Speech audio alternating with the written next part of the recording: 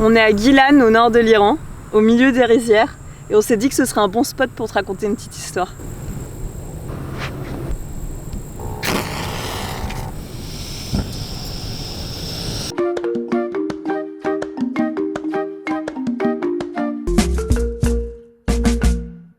On se retrouve pour une petite vidéo qui est un petit peu différente du format habituel. On a pensé faire ces vidéos pour te raconter des anecdotes qui nous sont arrivées pendant notre voyage en Afrique. Pour l'histoire qu'on va te raconter, il faut remonter 23 000 km plus loin et 2 ans en arrière. Quand on arrive en Afrique du Sud, au Cap, on n'avait pas du tout cette ambition de remonter jusqu'au Caire. On voulait juste explorer les pays frontaliers. Et on avait une mission, on s'était dit on prend 3 mois au Cap pour réussir à trouver un 4x4. Ça restait un objectif assez flou parce qu'on n'était pas certain de vouloir faire ça. On attendait un peu de jauger sur place la situation, le marché des 4x4. Sur internet, il n'y avait pas énormément de choses à part ce youtubeur Ben Brown. Il y avait vachement de sites internet qui dataient des années 80 où c'était des vieux voyageurs avec des photos vintage. Et sur ces photos, la plupart des gens qui étaient anglais ou danois avaient des Land Rover Defender. Et à l'époque, j'étais un peu buté sur cette marque et sur ce modèle parce qu'il est très sur les photos il rend très bien. Il faut savoir que pour les fans de 4x4 et surtout en Afrique du Sud, il y a 2 gros modèles. Il y a Land Cruiser Toyota, notre voiture, et Defender qui est Land Rover. Ouais. Et c'est la 2. Bon après il y a les Nissan mais ça on les compte même pas. Il y a les Nissan Patrol, il y a d'autres Toyota. Mais donc du coup ces 2 marques-là, c'est vraiment celles qui s'affrontent sur le terrain du 4x4 et du 4x4 en Afrique. Et nous on s'était renseignés, on hésitait, mais Ilyes, son rêve de gosse de 4x4, celui qu'il voyait depuis qu'il était petit, c'était le Defender. Donc on était parti sur un Defender.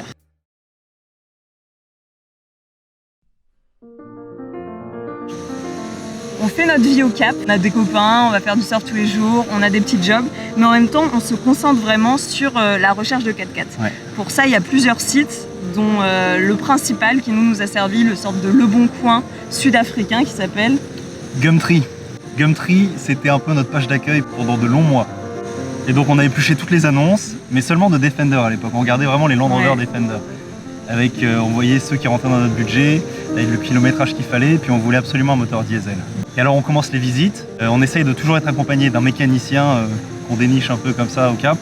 Et généralement, ces voitures qui sont dans notre budget sont trop vieilles ou ont été malmenées par leur proprio. Du coup, on fait des dizaines de visites. Le thé est prêt? Ouais, le thé est prêt. Et du coup, on fait des dizaines de visites et on trouve pas chaussures à notre pied. Un soir, on visite le 4x4 de Cornell. Cornell, c'était l'ancien propriétaire. On le visite dans la banlieue du Cap, dans un quartier plutôt chic. Et on voit le 4x4, il est super bien équipé. Il a déjà roulé en Afrique. Il est dans notre budget. Le seul truc, c'est que sa boîte de vitesse, c'est ça, hein, gearbox en anglais, la boîte de vitesse, sa boîte de vitesse est cassée. Ce qui fait que la voiture ne roule pas, mais ce qui fait que la voiture est dans notre budget. Et le gars nous dit que si, une fois qu'on l'a réparée, elle marche, il a toujours fait l'entretien, ça a été le seul propriétaire. Bref, sur le papier, c'est la voiture de rêve.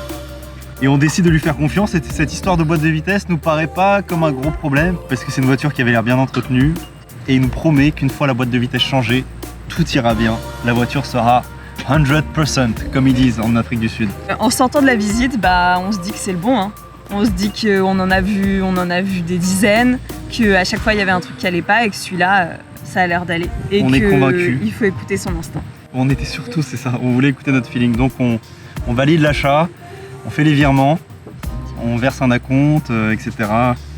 Et puis le lendemain ou 2 jours après, on fait remorquer la voiture dans un garage que Cornell a l'habitude d'aller voir pour entretenir sa voiture, pour changer la fameuse boîte de vitesse. Sur le parking, Cornell pleure de se séparer de sa voiture. Je pense que nous, on pleurera peut-être encore plus quand on se séparera de la grosse baleine un jour. Mais c'est un moment très touchant et on se dit que vraiment, ça va être une seconde vie pour la voiture et qu'il peut pas se passer quelque chose de mauvais. C'est tellement, il est attaché à sa voiture. Je me souviens, il nous a offert un livre. Il nous offre un livre de 4x4, il nous offre un livre sur la Namibie. On rencontre le manager du garage qui regarde la voiture, écoute le bruit du moteur et nous dit droit dans les yeux, vous avez fait une super affaire. Elle vous emmènera to the moon and back. C'est ce qu'il nous dit. Et ce moment, ça correspondait avec l'anniversaire de Camille. Alors comme on était hyper heureux, on en profite pour passer 2 nuits dans une petite ville qui est au sud de la péninsule du Cap. Ouais. Un endroit trop mignon. Nous on l'appelle Scarabée Town parce qu'on est incapable de prononcer son nom en anglais. Scarborough Road.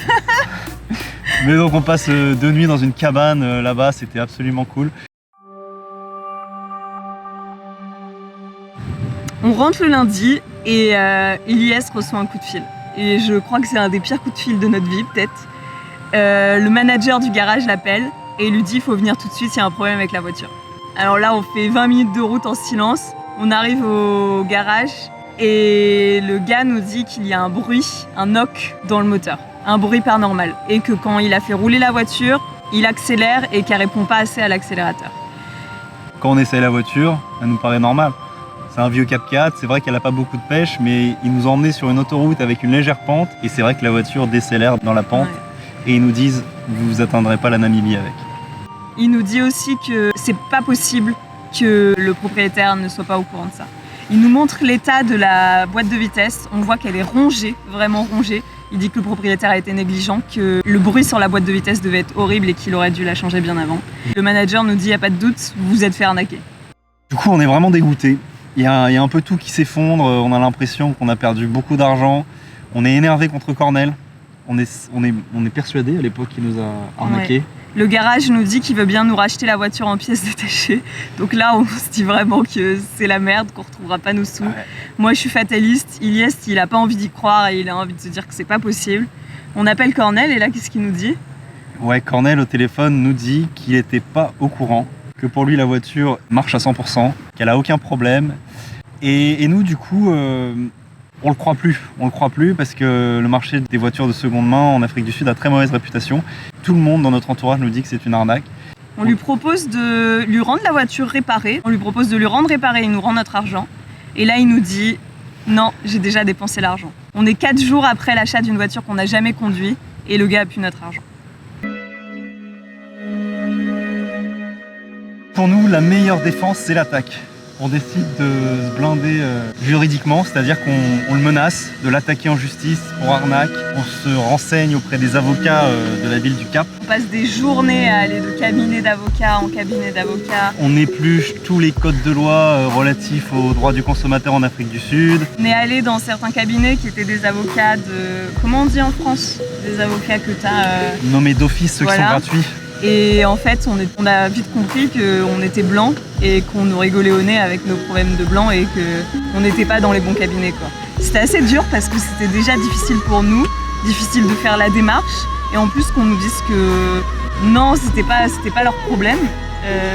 Et on voyait bien que c'était nous le problème en fait. On a vu une avocate à l'ambassade de France qui, elle, nous a carrément dit ça sert à rien, vous ne retrouverez jamais votre argent, changez de projet, trouvez autre chose, faites un truc à pied. On aurait pu, hein. Pendant ce temps, on harcèle Cornell. On touche plus à la voiture, on la laisse au garage, on lui envoie des mots tout le temps, des SMS, on l'appelle, Ilyes il va à son bureau. Il y a un moment où on décide de changer de technique parce qu'il nous reste plus que 3 semaines au Cap, que notre visa se termine, qu'on doit quitter le pays, ça évidemment on veut pas le dire à Cornel. En fait, dès qu'on l'attaque, il est hyper vexé.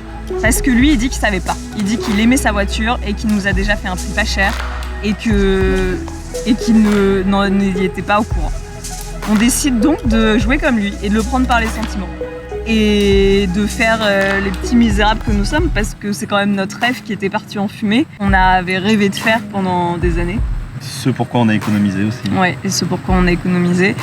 Et on le trouve assez empathique à notre cause. Tout de suite, il nous dit oui, je comprends, c'est pas facile. Si seulement je pouvais faire quelque chose, je le ferais. Donc là, on se dit, on a une ouverture. Il fait un pas en avant. Et la solution qu'on trouve avec Cornell, c'est qu'il revende la voiture pour nous. D'une, parce qu'on n'est pas sud-africain, et de deux, parce qu'il a déjà vendu des voitures d'occasion en Afrique du Sud, ce sera plus simple pour lui. Cette décision est très délicate parce qu'elle demande de faire confiance à une personne qui nous a potentiellement arnaqué. Tout en quittant le pays, et la solution qu'on choisit, c'est de lui rendre la voiture, lui rendre les clés. Donc il garde la voiture, il garde notre argent, on quitte le pays, évidemment on lui dit pas. Sans la voiture, sans argent, on part au Mozambique, et c'est là que commence l'attente interminable. Les mois passent, on commence un peu à désespérer. On enchaîne les missions de volontariat. On vient en Afrique du Sud, on passe un mois dans une ferme. Après, on est dans un éco-village. Et pendant tout ce temps, j'envoie un message par semaine à Cornell. Ouais. on reste là, quoi, on reste présent et pour lui, on est toujours au Cap d'ailleurs. Pour lui, on est toujours à 5 minutes de chez lui, on peut venir lui rendre visite à n'importe quel moment. On continue notre voyage à pied, donc Mozambique, puis on retourne en Afrique du Sud faire du woofing et niveau Cornell, calme plat, RS. On est 6 mois plus tard en tout. Beaucoup de temps après, on est en Afrique du Sud à Rustenburg, dans l'éco-village, une communauté de Setswana dans laquelle on travaillait. On reçoit un message. On reçoit un message et on n'y croit pas à ce message. C'est un message de Cornell qui dit qu'il a trouvé un acheteur qui est à Johannesburg et qu'il a signé le contrat pour prendre la voiture. Là, à ce moment-là, on a du mal à y croire. On a du mal à y croire. Je me souviens, on est heureux. Je viens de voir, t'es dans les champs là, je t'annonce la nouvelle et tu veux pas le croire. Non, moi je dis je le crois que quand je verrai les sous sur le compte. J'y crois pas. On a envie d'y croire, mais on a tellement galéré et ça fait 6 mois qu'on galère et 6 mois qu'on se dit bah, qu'est-ce qu'on va faire maintenant quoi. On est là en Afrique du Sud, on a dépensé toutes nos économies. En même temps, c'est la réponse qu'on voulait et en même temps, elle est irréelle. Elle paraît trop belle pour être vraie. Ouais. Mais 2 semaines plus tard, on reçoit enfin les sous sur le compte en banque Tigès. Et là, ça a été un énorme soulagement. On était trop heureux. La galère était terminée. Grâce au taux de chance qui avait changé entre deux, on n'a même pas perdu d'argent. Et ouais, le soulagement, la fin d'un chapitre, on peut enfin dire au revoir à Cornell. On lui a plus jamais adressé la parole. Il serait peut-être heureux de savoir que maintenant on est en Iran d'ailleurs. Mais bon. On a pu réaliser notre rêve. On se dit surtout que l'aventure peut continuer. Ilyes retourne sur l'ordinateur éplucher des annonces de voitures. Et quelques semaines après, on voit l'annonce d'une petite baleine bleue sur internet qui est au Cap. Et on se dit que c'est le moment d'y aller, c'est la bonne et on va aller voir ça. Tout arrive pour une raison certainement. Si on avait finalement, on a pris un Toyota, on a changé. Si on avait un Defender, on aurait peut-être eu beaucoup plus de problèmes en Afrique. En fait, ça m'a un peu annulé ma fixette sur la marque Land Rover et le modèle Defender. On s'est rendu compte que c'était une voiture un peu moins sexy, mais beaucoup plus solide. C'est ce dont on avait besoin. Ouais, enfin, je pense que les deux voitures sont solides, mais comme nous a dit un certain Geoff au Cap, les Land Rover Defender ne meurent jamais, mais ils tombent toujours malades. Et je pense qu'un Defender, c'est très bien pour quelqu'un qui aime bien avoir les mains dans le cambouis et qui s'y connaît en mécanique. Mais pour nous, on est très heureux au final de s'être penché sur les Land Cruiser, parce qu'on n'a eu aucun pépin avec. Pour nous, ça nous semble inimaginable maintenant de faire l'Afrique avec un autre véhicule. Ça l'aurait certainement été, mais on est tellement heureux. Moi, je pense que si on était parti avec, peut-être on aurait eu des problèmes. Et peut-être on serait pas arrivé jusqu'en Égypte, et peut-être qu'aujourd'hui on serait pas ici, en Iran. Donc tout voilà. arrive pour une raison, et c'était une excellente leçon, autant sur le plan de la confiance aux autres, parce que ça nous a appris que si on l'avait joué différemment avec Cornell, ça se serait peut-être pas aussi bien terminé. Ça nous a certainement rendu moins naïfs, et ça nous a endurci beaucoup, et voilà, tout arrive pour une raison. Et honnêtement, notre aventure, elle serait peut-être pas aussi bien si au début on n'avait pas autant galéré en Afrique du Sud. C'est pas la fin du monde quand tes plans s'arrêtent ou changent complètement. On s'est adapté. On a adapté notre projet, ça a été très dur, je pense que ça nous a aussi mis à l'épreuve en tant que couple. Malgré tout, on a continué à avancer tout en s'accrochant à l'idée de retrouver les sous. Dans le voyage aussi, c'est très important, c'est que souvent on s'est heurté à des murs. C'est vrai, c'est parce qu'en fait, il y a plein de choses après qui nous ont paru faciles, mais si on n'avait pas vécu ça, ça aurait été des grosses épreuves.